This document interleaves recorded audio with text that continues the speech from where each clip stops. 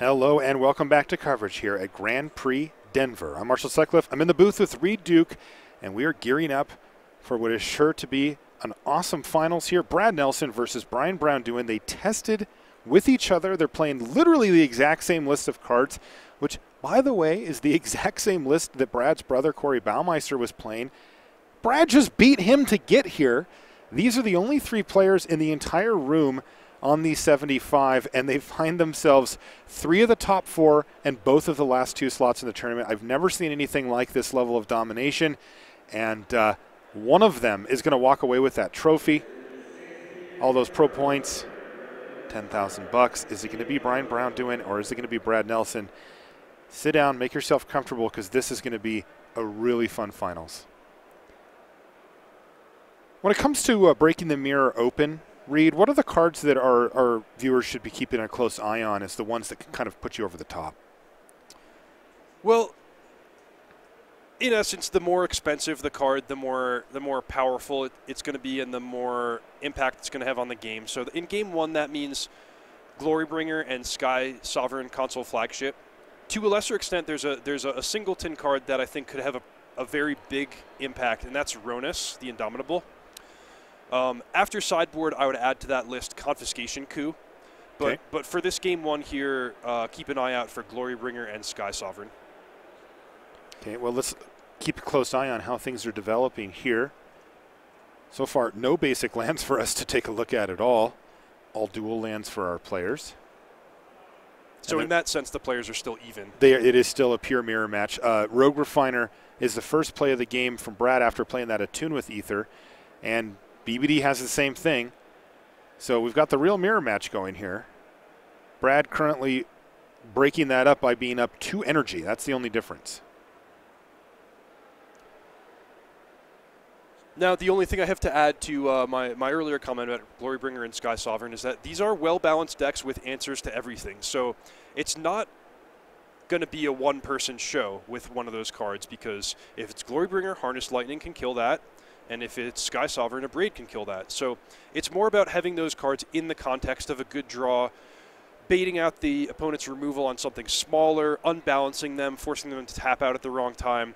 It's just about, you know, having a nice draw and capitalizing with one of those cards as the cherry on top.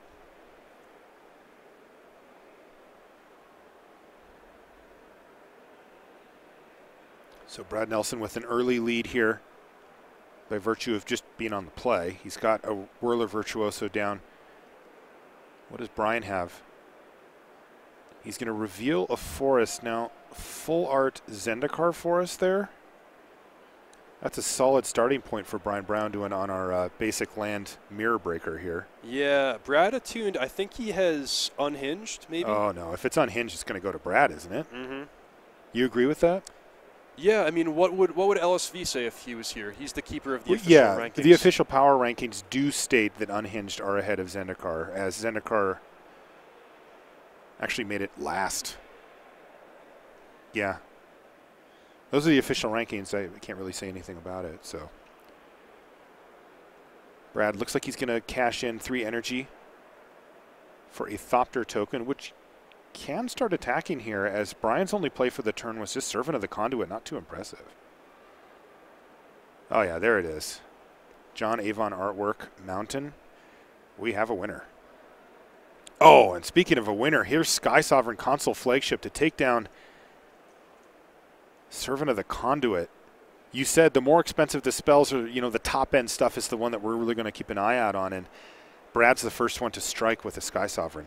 Yeah, so we're going to see exactly how this game goes when Brad says go here. If Brian taps 2 mana and abrades the Sky Sovereign, the game continues. That was a fine exchange where Brad got 2 cards, but Brian got a slight mana advantage. If he doesn't have one of the 2 abrades in the deck, it's going to be real tough for him.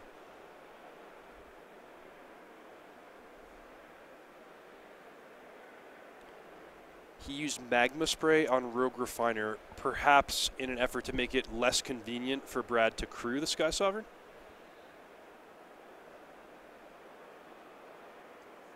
It does do that.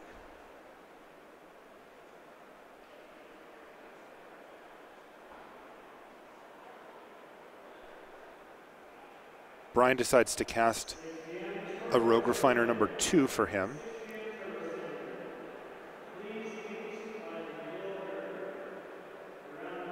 Keeps up mana for something like perhaps a Harness Lightning. Yeah, he certainly wants to at least represent it. Now, you know, I thought I saw a Sky Sovereign in Brian's hand, but he didn't cast it, so maybe not? I think I saw it as well.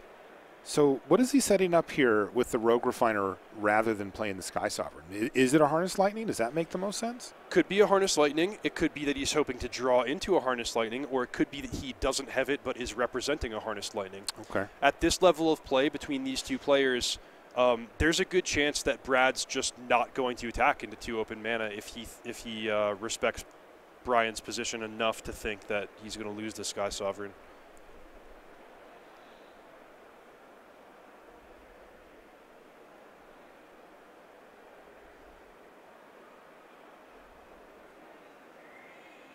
Wow. Brad with the haymakers. He cast Sky Sovereign, and now he's going to cast a Glorybringer.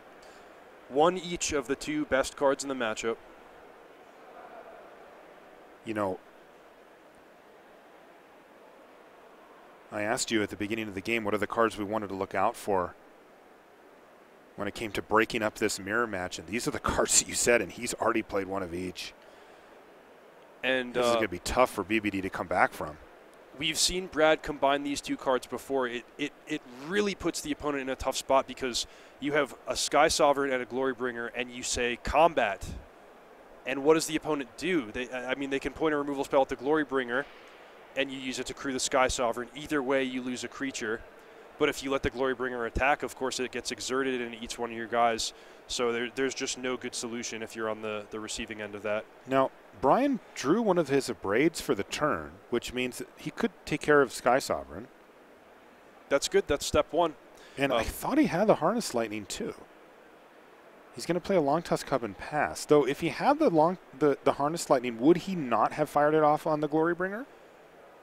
He would not have, because what would happen then is Glorybringer would tap to crew Sky Sovereign, and Brian would wind up taking 6 damage instead of 4. And still losing a creature. Okay, so this actually does play out correctly then, that Brian has answers to both of the big bombs that Brad has played.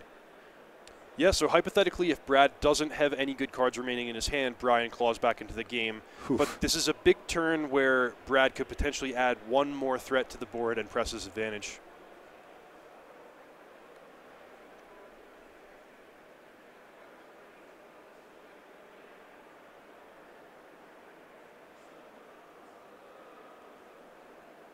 Brad's got Harness Lightning. He's just going to point it right at that Long Tusk Cub. Interesting here. So on the board, Brian is not able to save Long Tusk Cub. He can make it a 5/5, but Brad would have access to 5 energy. But Brian can choose if he wants to trade energy at a 2-for-1 rate, which may actually be profitable in the face of that Whirler Virtuoso on Brad's side of the battlefield. Interesting. He's really thinking about it. Yeah. He should do at least 1, because if the Long Tusk Cub remains 2/2, Brad will have a 3rd energy left over to make a Thopter. So in that way, he can sort of trade 2 energy for a Thopter, at least in the short term. Yeah, that does seem like a good idea, doesn't it? So he's going to go down to 5. So that one makes sense. Now, does he go any further with it? He can't go too far because he does need to use Harness Lightning to kill Glorybringer. He needs to have at least an energy left over.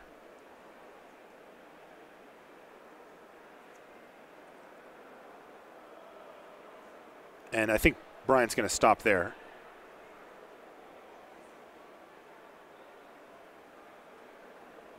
So that's going to leave Brad with just 2 energy left over. Not enough for a Thopter, which is kind of the key point there.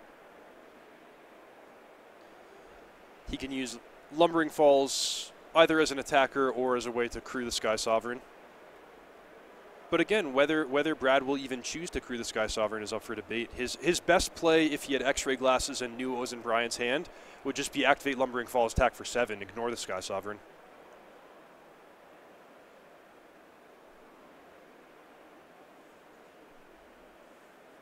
If he thinks that Brian has Harnessed Lightning but not a Braid, then he probably does want to crew the Sky Sovereign because it makes it more likely that Glorybringer will survive next turn.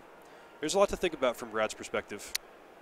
Is Brad just going to leave the Sky Sovereign back? Yeah, look at this. He's so good. And as always, he makes the genius play. Isn't it just so annoying if you're sitting in Brian's seat? Like, come on, I even have the answers. Yeah. Brad's so good. He's still going to fire off the Abrade and kind of wipe the board of the 2 big bombs, but Brad has set himself up so that he still gets to knock BBD down to 4, even through those 2 removal spells. God, he's incredible. And there's that Sky Sovereign that BBD's been sitting on for a while. He also has that Rogue Refiner to get it up in the sky as a potential blocker. And things aren't looking that bad for Brian, are they? No, they're tenuous, but he may have stabilized here. Yeah. It doesn't take a whole lot, though, for Brad to take that right back away from him, does it? No, not a lot at all. So imagine Brad starts the turn by activating Lumbering Falls and attacking. If you're in Brian's seat, it's a tough situation because you could be dead if you choose to crew your Sky Sovereign. For example, you crew the Sky Sovereign, Brad kills it with Harness Lightning, boom, you're dead, 5 damage. So he could just choose to block Rogue Refiner on Lumbering Falls. But when you're a little behind like this, I think it becomes right to just take your chances. He's pretty unlikely to beat Harness Lightning anyway.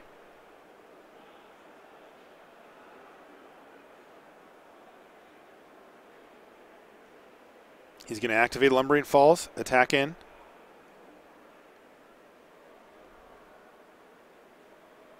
BBD down to 4. If I'm in Brian's seat, I'm just going to try to crew and eat the Lumbering Falls. You're just going to try to go for the play. I mean, doesn't it make you so nervous, though, that Brad made this play anyway? It does, but I think if you just make a trade and try to stabilize next turn, you're not going to beat the Harness Lightning anyway.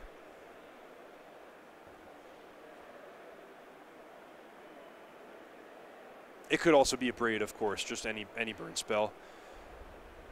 If it's Magma Spray, it's still probably better for you to block with Sky Sovereign. You'll lose it, but, well, maybe it's not better in that case.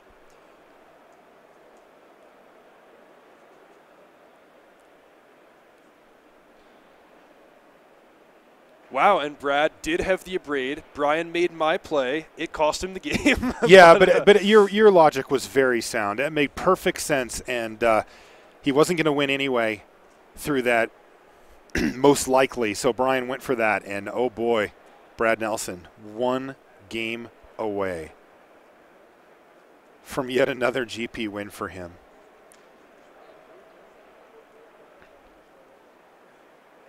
He won in Omaha. He top-8'd last weekend.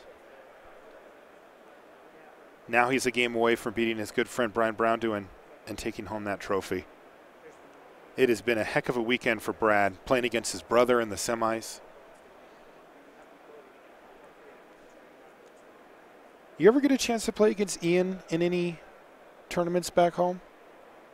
I know by the time you were kind of, entering the pro realm, he was already out of the picture, I think, right? Yeah, we played against each other in some Grand Prix. One particularly memorable match was a sealed deck Grand Prix where my deck was awesome. It was like a 10 out of 10. And he had some green creatures and no removal. And every turn I would be like, all right, tap 5, play like, Sarah Angel, or maybe even something even better than that, like some rare. And Ian would just go like, attack you with 2 3/3s. And I'd be like, come on, stop it. I know you have nothing, but also I can't block with my Sarah Angel. Yeah, so I don't know. We have a lot of matchups like that. Those tend to stick in your memory, right? Yeah, yeah. Do you ever bring up the ones that you've won? You're back home for the holidays and, hey, Ian, remember that time I smashed you in a PTQ? Yeah, probably. Well, Brad has that over Corey here. By the way, I should say Corey once again has joined us by the booth. He's watching on the same screen that we are, rooting for Brad to win. I mean, it's probably bittersweet. He's good friends with Brian Browndew as well, but come on, that's your brother. Blood is thicker than water, as they say. As they say, indeed.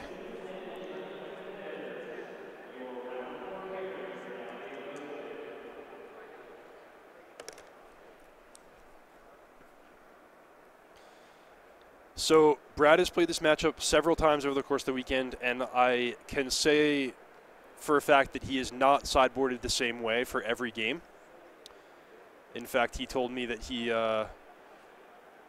deviated from the scripted mirror match sideboard plan when he played against his brother last round. Used a magma spray, which was quote-unquote not supposed to be into the deck.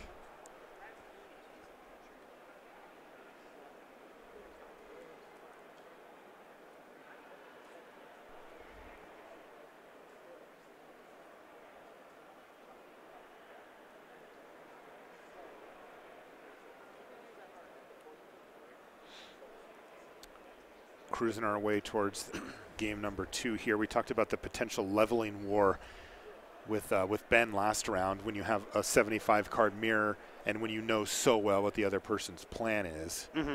Could be a little of that going on here. Yeah, it's very interesting because even if you omnipotently knew what the optimal configuration of cards was, you still want it to be, you still want to create that kernel of doubt in your opponent's mind. So you want it to be in your range to use second best, third best cards, just so the opponent can't know exactly what you have and don't have. Without going too far, right? Where you take out your good cards just to try to level them. And then no, you don't want to overthink it too much, but you want to create some level of doubt.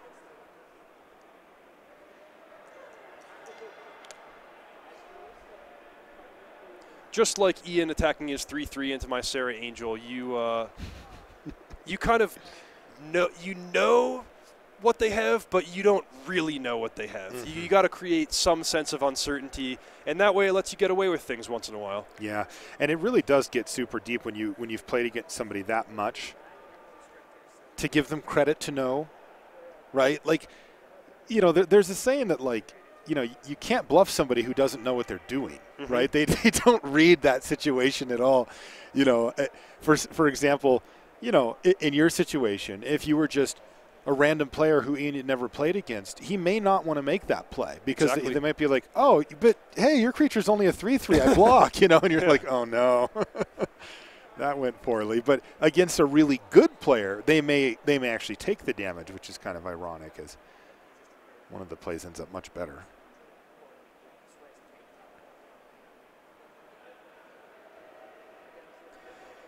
There was a little bit of some amount of bluffing or showmanship on the final turn of last game where Brad had the win effectively if Brian made the obvious play of attacking with Sky Sovereign, but Brad still took his time with the activating the Lumbering Falls. He sort of tapped his mana, untapped, you know, moved his cards around. Like, he was really thinking about if this is the right move to potentially throw away the Lumbering Falls for damage.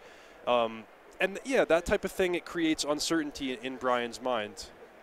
Okay, we're underway in game number 2 here in Denver. I'm Marshall Sutcliffe in the booth with Reed Duke. We've got Brad Nelson versus Brian Brown-Duin on the exact same 75. They tested together for this tournament, and they find themselves somehow facing each other in the finals.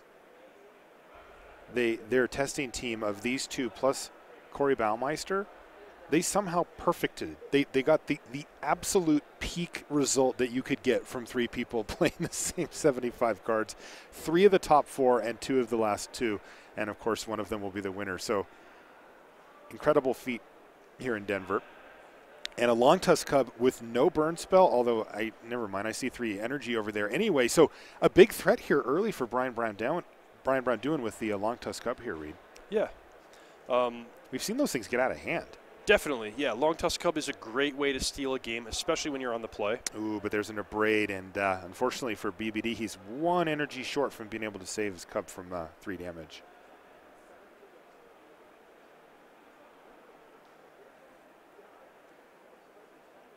Tireless Tracker, no land. Yeah, that's a very interesting play by Brian. Normally, the common play pattern with Tireless Tracker is to play it on turn 4 and play a land right away, but there are plenty of reasons why you'd want to deviate from that, including not having a 4th land drop, not having another 3-mana play, or having a better 4-mana play. So this is what Brian has decided on. Yeah, he's put Brad to an interesting decision here where I think Brad's going to go attune and just go ahead and use his Harness Lightning in hand to kill the Tireless Tracker, but it does mean that Brad's not, you know, developing his own board. But still, Tireless Tracker's so threatening. Yeah, I would try to kill it as quickly as possible. I think once the game gets past the early turns where, you've seen Long Tusk Cub miss its opportunity to run away with a quick win, card advantage does become really, really important, and Tireless Tracker is probably the best source of card advantage in the matchup. Players are playing for $10,000 first prize. 8 pro points? 8 pro points. And let's not forget, this is the start of the brand new season. I mean, we're in the this is the second GP. Grand Prix. Yeah. So these players really want to start strong this new season. Yeah, and of course they both know, that, by the way, that was Harness Lightning taking down the tracker there. They both know how important those points can be down the stretch. You might think, oh, whatever, you get 6 for second or whatever, it's not that huge. But when it comes down to what these players are playing for, which is a chance to play at Worlds, which is platinum in the Pro Players Club, you need every little point you can get, and they both recognize how seldom you get a chance to pick them up.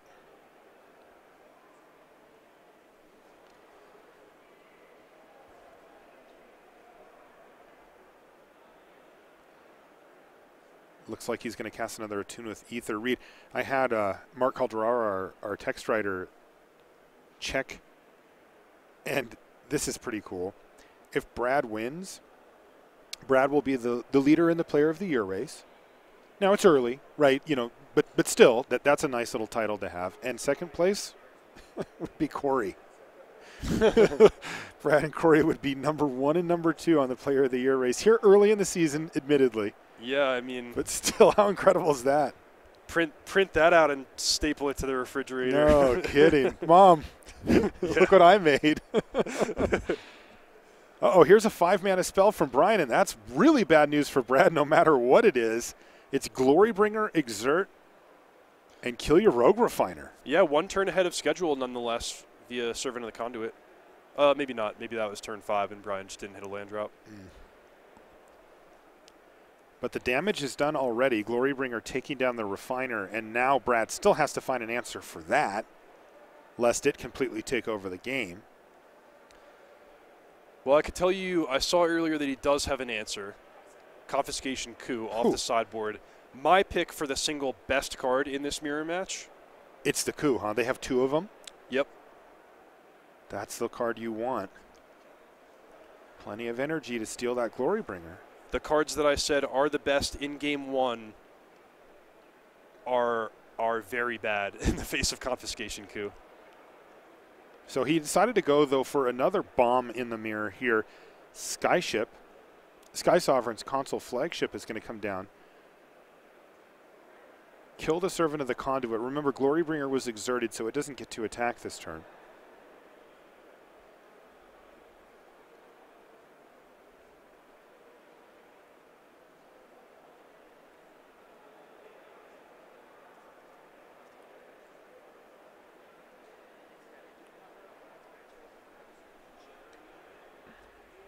Attune with Ether now for Brian.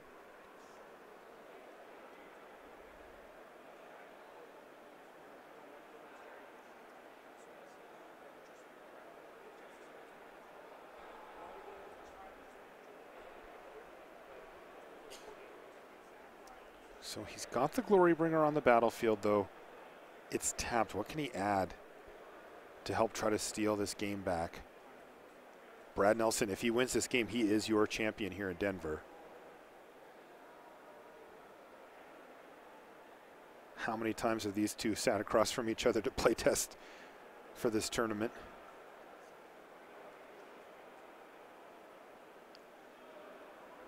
And there's Confiscation Coup on the Glorybringer. This is a huge play for Brad Nelson.